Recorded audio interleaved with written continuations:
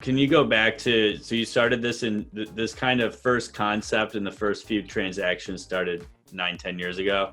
2011, yes, sir.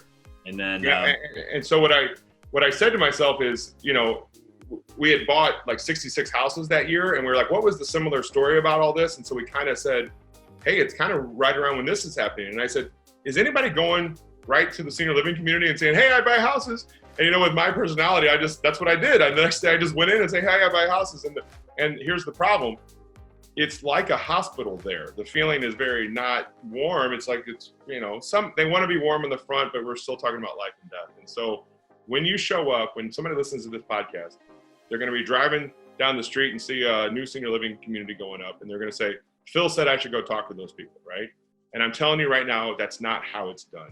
When you walk in there, they want to put you in the investor box or the realtor box. And both of those are not what you want. The investor box sometimes is looked at as a person that's going to take advantage of grandma, which is never good.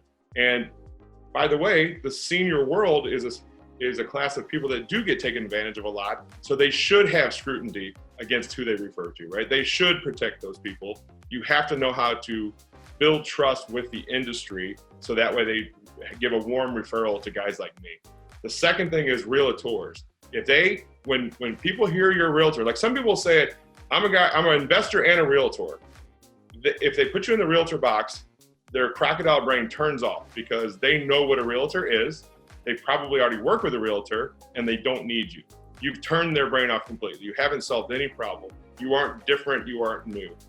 And what I do is I teach a way to solve a problem that faces that person that you're sitting across from, that fixes their life. And I can show, there's about 8 different stakeholders. You want me to go through them, the people that I work with? Yeah, I'd love to learn more. And Sure. Please do. Because that's probably, hopefully there's someone out there that'll connect with you. Sure. It'll be the start of a beautiful partnership. And there'll probably be some other people that'll listen to this and say, that's not my jam. And I think honestly, it's not for everybody. If you're transactional and don't want to build relationships, then it's not right for everybody. And so in the senior living world, there's hundreds of people that you'll meet, but only about 8 to 10 of them that I've found so far are having the conversation at the exact right time.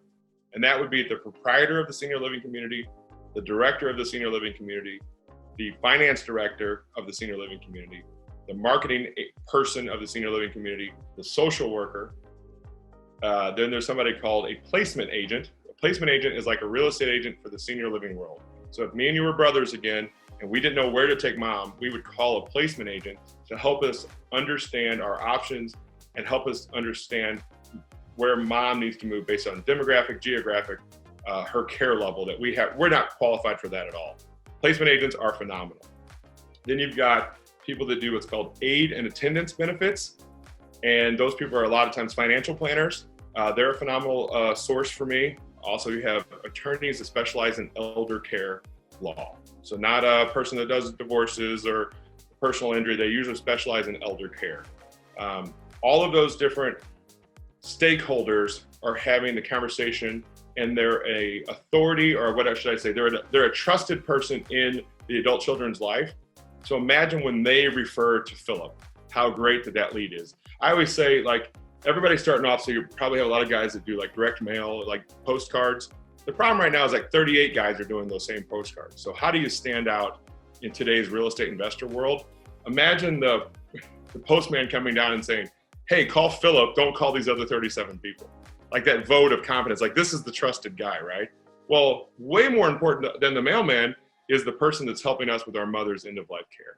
When we trust that person and that person refers to me, the investor, it's half your job is done, John. Like you said, the real estate's almost the easy part. I'm looking for 3 things in a lead for real estate. I'm looking for a person that needs to sell versus wants to sell. I'm looking for a house that has equity, and I'm looking for a house that I can add value to. They might have bought the house in 1973, and mom got her new kitchen in 1991, but now in 2020, 21, here we are. It needs another rehab again. It needs to be updated again. And so we as investors create our value with houses that need to be updated. And that's what I specialize in.